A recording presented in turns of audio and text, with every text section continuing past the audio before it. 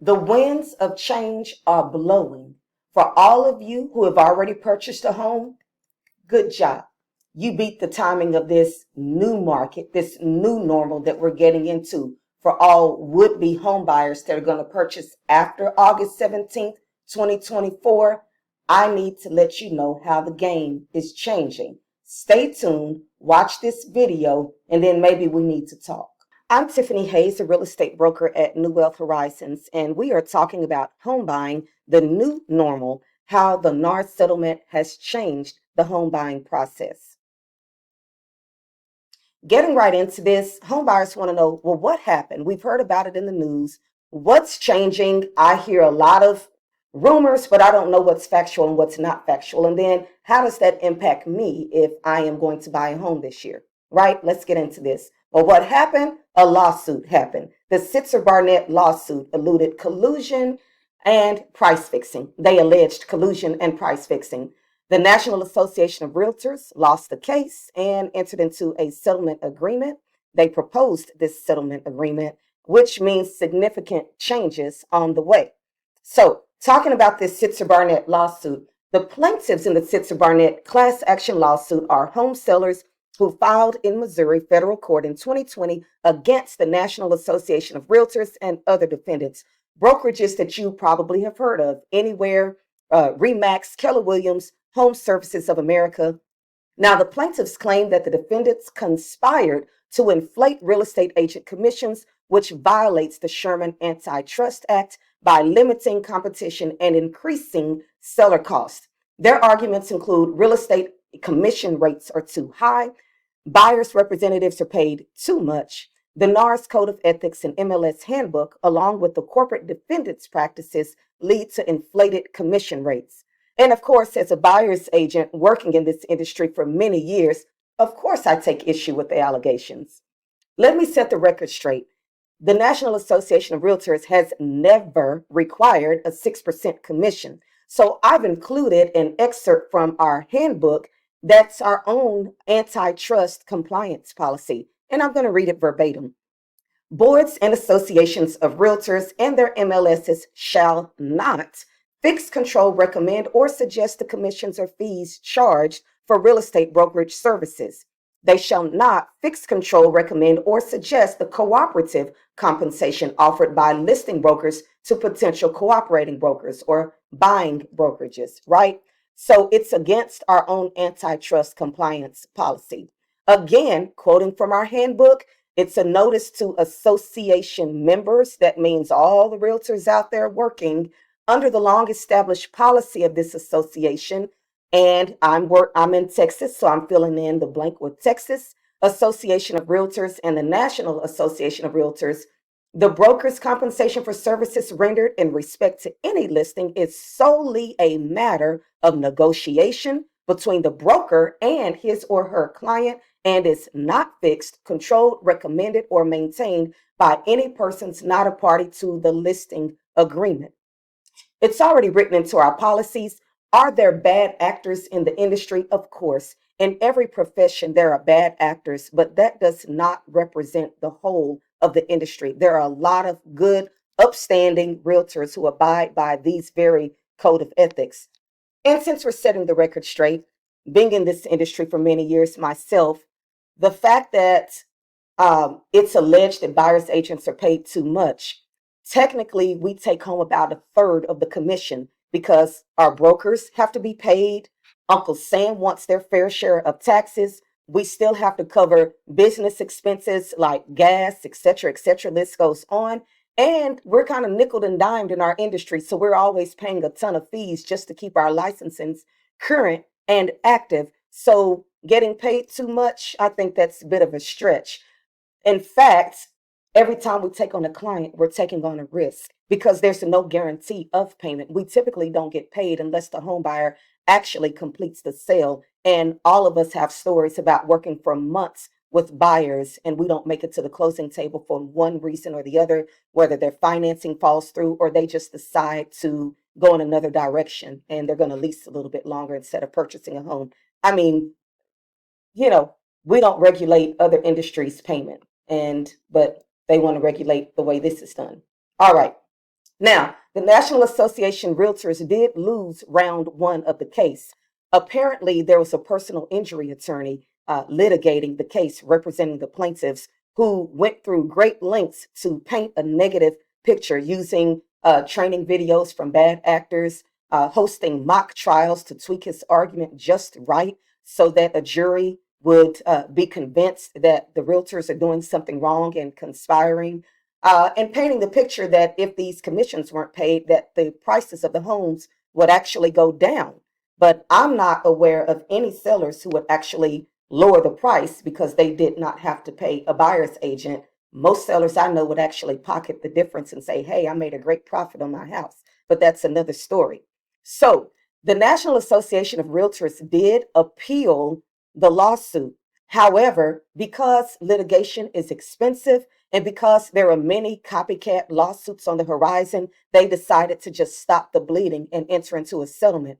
Now, the initial amount that the jury awarded was 1.7 billion with a B dollars. This settlement reduced the amount down to 418 million to be paid out over the next several years. Now, the other large brokerages like Keller Williams and Home Services America are engaged in their own negotiations of settlements. But this is pertaining to the National Association of Realtors. Their terms of settlement are release of liability for all of the realtors and brokerages that fall under their jurisdiction, brokerages that are $2 billion or less in transaction volume can opt into this settlement agreement.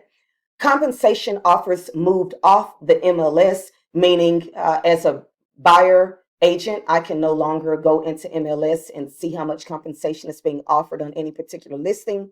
Written agreements for MLS participants acting for buyers, that was already in play, and every good realtor was already getting buyer representative agreements signed. But they felt the need to write this into the settlement. So here we are. The settlement payment, of course, of $418 million to be paid out over the next several years. These practice changes set forth in the settlement agreement will take effect August 17th, 2024, where we will introduce the new normal for home buying. So, breaking it down exactly what's changing, I've already mentioned no publicized buyer agent commissions in the MLS. And that becomes a problem because, as you see, bullet point number 2, buyers must sign a representation agreement before looking at a home, meaning they're going to already have to negotiate and agree with that representative how much that representative is going to be compensated. And so, without knowing how much the seller is going to offer, that kind of throws a kink in things because is the buyer going to have to come 100% out of pocket? Or is the buyer going to ask the agent to only show them homes where the seller is actually offering a concession that will include compensating the buyer's agent? It just throws out a lot of questions and a lot of uncertainty. Bullet point number 3, the way and how much buyer's agents are compensated must be agreed to before beginning the home search. I'm going to show you that. And then the purchase offer submissions and negotiations could look different because when you submit an offer to purchase a home, you could say, I'm going to offer you this amount of money and I'm going to ask you for this amount in seller concessions so you can help me pay my buyer's agent. I mean, a lot of this is still up in the air. We don't have a crystal ball. We don't know exactly how this is going to roll out, but negotiations are going to get a little bit more complex when it comes to how the buyer's agents are going to be compensated now because it's just not disclosed already in the MLS, etc. All right. So the buyer's rep agreement, if you see a home that you like on realtor.com and you want to go look at it, and it's a house on the MLS, of course, so you need a realtor to go unlock the door for you, then you're going to have to sign a representation agreement. Even if it's just one home, you have to be under contract with the representative for how much they're going to be compensated and a few other changes that have happened in that representation agreement. It's not necessary when visiting an open house because the agent on site is working for the seller. And that's one thing that I want to point out, that some buyers say, well, I don't need a buyer's rep. I see that sign in the yard, that listing agent has a number. I'm going to call that number and have the listing agent come open the door. And to that, I say good luck with that because the listing agent may come, unlock the door and allow you to tour the home, But you must always remember, remember, the listing agent represents the seller. They are obligated to the seller. They are working for the best interest of the seller. They do not represent you. And so if you choose to go down that path and complete your entire transaction unrepresented, you could be opening yourself up for, I don't want to say getting taken advantage of, because a good realtor will be fair, but they will work in the best interest of their clients, the sellers. Okay. If you're going into a new construction community and touring homes there, you don't need a buyer's rep agreement.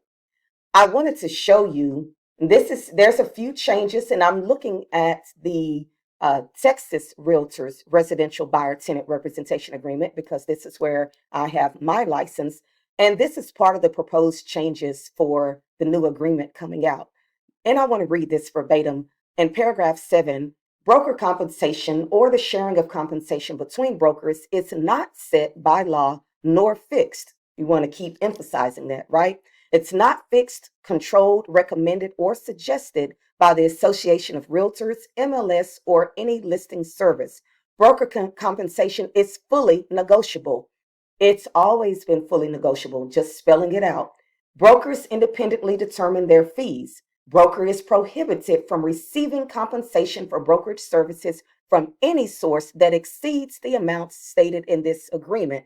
If a seller is offering a bonus, a buyer's agent bonus, as sometimes happens like in a new home community, and they offer a bonus to the agent, after August 17th, that agent cannot accept that bonus if it exceeds the amount that is stated within this agreement. In fact, the agreement would have to be amended and signed by the buyer and the buyer's agent in order for that agent to accept the bonus. I want to draw your attention to 7A1 for purchasing a home. The prices or the compensation has to be a specific amount, either a percentage of the sales price or a fixed flat amount. There's really no wiggle room to place vague terms in here. Okay, so it has to be a calculatable amount where it's determined. Okay, paragraph 7B, source of compensation. Broker will seek to obtain payment of the fees specified in paragraph 7A first from the seller, landlord, or their agents. If such persons refuse because of this lawsuit or fail to pay broker the amount specified, client will pay broker the amount specified, less any amounts broker receives from such persons. So if your buyer's rep submits your purchase offer to a listing agent, and the listing agent shares it with the buyer and says, hey, Mr. Buyer, are you going to offer a seller concession to help compensate the buyer's agent? That seller could say yes, the seller could say no, or the seller could say, I'll give part of it. So in your buyer's rep agreement, if you've agreed to pay a fixed fee of $10,000 and that seller says, I'll cover $5,000 seller concession, then you would be responsible for the remaining $5,000. Finding out if the seller is going to offer anything at all is just going to add another layer of complexity to submitting purchase offers and negotiating contracts, particularly for buyers who really just don't have that extra cash at their disposal. So, alternative ways to pay buyer brokers. A few things are being suggested and kicked around because we don't have a crystal ball. We don't know how all of this is going to play out.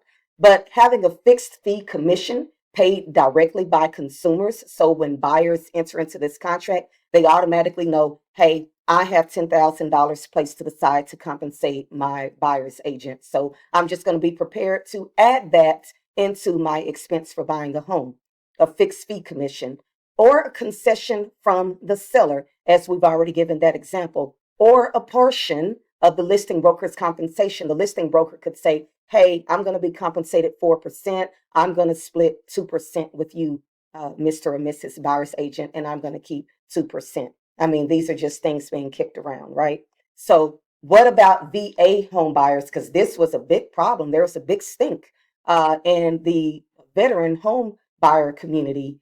Let me read it. A statement from the Department of Veteran Affairs, or the VA. has announced a temporary policy that allows eligible veterans to pay certain real estate buyer broker fees when purchasing a home, which had been a cost veterans were not allowed to cover. This policy will take effect on August 10th, 2024, while the VA develops a permanent rule. VA buyers can also still ask sellers to pay this fee at closing. Having a seller pay the buyer's agent commission doesn't count against the VA's 4% cap on seller concessions. Good job, VA, for stepping up to the plate and helping veterans help make home buying more accessible for veterans. And then there is the Federal Housing Administration. How does this play out for buyers, especially first time home buyers and low income home buyers that are using a government backed loan? So, under existing FHA policy, if sellers continue to pay buyers' side real estate agent commissions and fees as a matter of state and local law or custom, and if the commissions and fees are reasonable in amount, existing policy would not treat those payments as interested party contributions, provided all other requirements are met. FHA will continue to monitor the real estate marketplace for changes resulting from the settlement for potential impacts to its policies and will address additional questions as they develop. So the FHA just has a rule that they want home buyers bringing their money to the closing table. So home buyers right now are maxed out at about 6% seller concession contribution towards a home purchase. So, if you lump in a seller concession for maybe paint or flooring or fixing the roof or whatever, but then you add into that an additional concession to help pay a buyer's agent, you could be knocking on the door of that 6% limitation. And so they're watching how this develops, and they'll probably monitor the market for a while after August 17th and then make a decision at that point to see how this all plays out. So this is something that I wanted to include in this video because I have worked personally with a lot of first-time home buyers, and I want to read this statement because it says it all. If buyers had to pay real estate broker compensation directly, it would add thousands of dollars to an already costly transaction. People say, who are the winners in this lawsuit? Are the sellers winners because they don't have to pay 6% in commission, which they never had to pay 6% in commission? The real winners really are the attorneys getting paid because, I don't know if you know, but personal injury attorneys typically get between 25 and 30% of the winnings from a lawsuit. So you can fact check me on that. So who is this really hurting?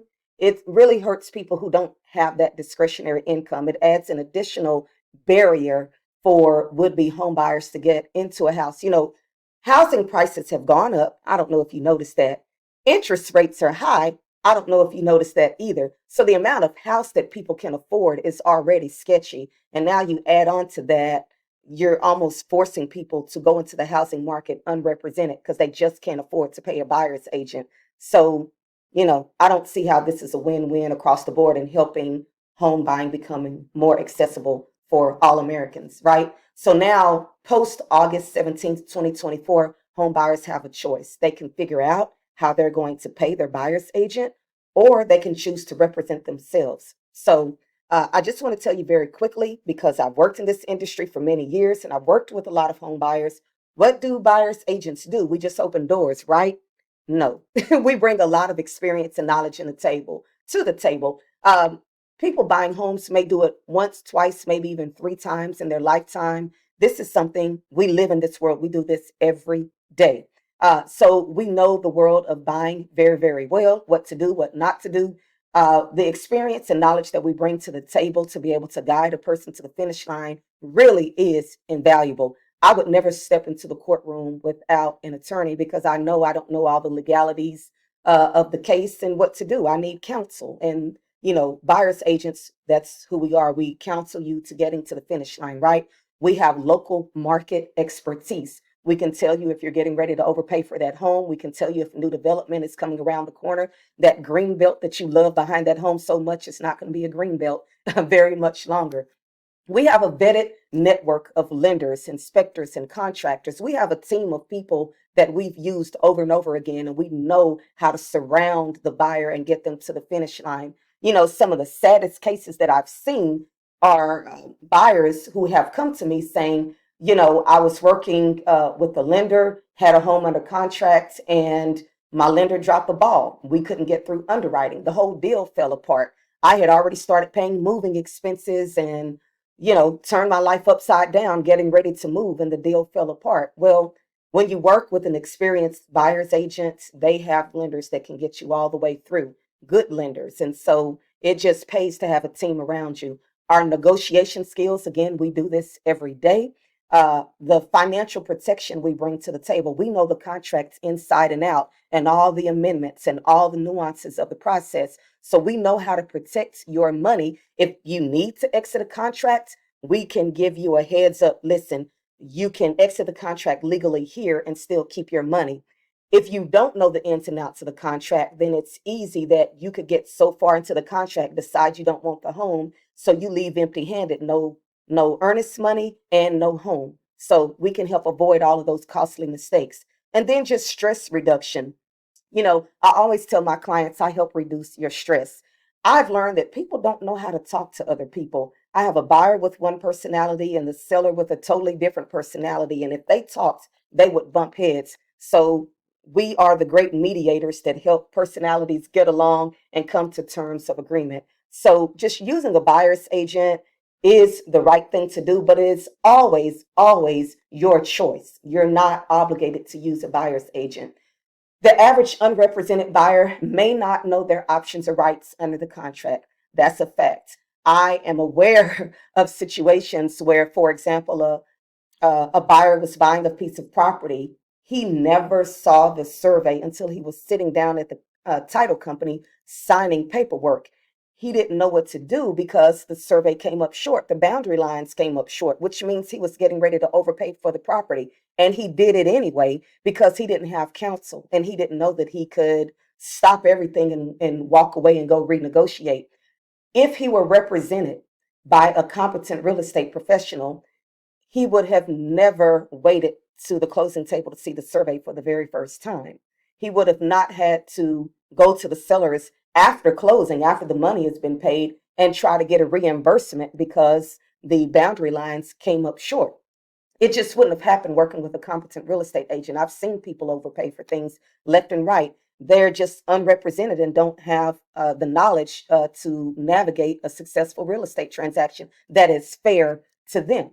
So, uh, unrepresented buyers may not pay close attention to contractual timelines. They may be unfamiliar with how to assess a property and negotiate accordingly because they may not be experts in that market. Okay, they may not simply know what questions to ask. Again, it is always your choice, but there's a little bit of uncertainties and unknowns when you go in it unrepresented. So, all that being said, what can we expect going forward? No one has a crystal ball, right? So, it's going to be a time of adjustment. All eyes on the real estate market. People are going to be feeling their way through it. Do I think that home prices are going to come down as a result of this NAR settlement? No, absolutely not. Do I think some sellers are going to try to make an increased profit by reducing the amount that they would contribute to a buyer's agent? Yes, and then they're going to pocket that difference.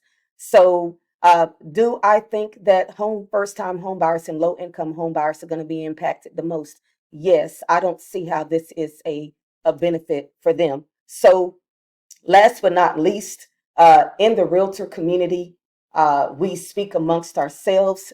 This opens up such a can of worms. I won't get into it, but I will tell you that um, fair housing violations, realtors being accused of steering, uh, it, things could happen.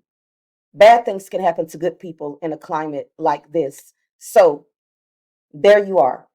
You're buying a home after August 17th. These are things that you need to be aware of. I hope that this video has helped you.